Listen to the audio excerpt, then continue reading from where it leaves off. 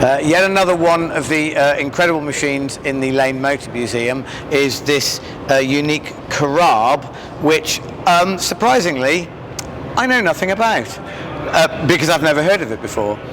What's the story behind the Carabe? So the story, but this is a 1936, and this is a replica. So the story is, in France, they have what they call an innovation contest in Paris, and they still have it to this day, right? Okay. So there's prize money. You design something, and then you build it, and then they award a winner, you know, the prize money. It didn't have to be a car, right? But in this case, this gentleman designed this. He built one.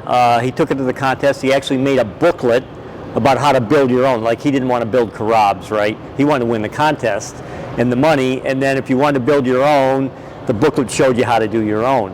You know, it's a wood monocoque. He said you can use any kind of scooter engine you want. It didn't win the contest, but we were able, like 5 or 10 years ago, we found the booklet, and that's how we found out about the car. The most interesting thing about it is, I mean, it's a three-wheeler, right? So it's really maneuverable. It goes about 20 miles an hour. But he even designed it back in the day in Paris when parking was a problem way back then. It was designed so when you get to where you're going, you could stand it up on its tail like that and take up even less parking space than it takes up now.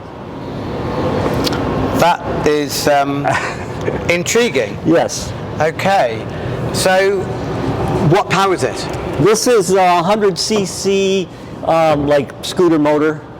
And again, in his plans, he said you could use any motor you want. So, yeah. And this is as faithful a replica as you can make, I guess. So presumably the weight is fairly accurate in terms of the construction. So how much does it weigh? It weighs about 150 pounds. Okay, so not a lot at all. Quite light, yes. Okay, now I was looking at it earlier on. I'm intrigued that it has this this fin.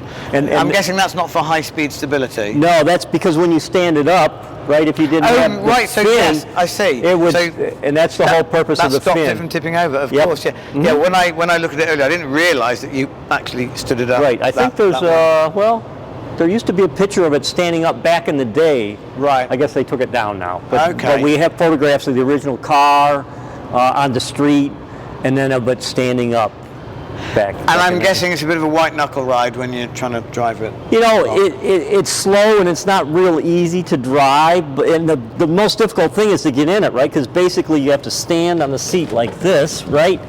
And then you have to straight leg it in between the handlebars, and then you kind of sit down like that. So it's a little bit like a race But car. that's probably the easy bit. It's getting out again. That's getting out. You know, shorter legs are better, but you're right. Getting in and out is not easy. But it was made when people were more agile and probably smaller than me. Quite possibly, yeah. So you don't know of any that were made as a result of this booklet. You don't know of any originals. Just this replica. We know of his car, right? Because again, we have photographs of it on the street and standing up. And so, do you know that car didn't survive? You know, we searched for it. 1936. Never say never. It was made out of wood. Yes. Probably not. But you never know for sure, but probably not. Okay. Yeah. Well, unlike some of the other cars in the collection, I'm not going to rush out and try and find that original car for my own very meager collection, because I think I'm having to give this one a miss when there's so many other amazing cars here. So, okay, well, we're going to move on to the next one, of which there are very many to choose from, but this is certainly an intriguing machine. Yeah.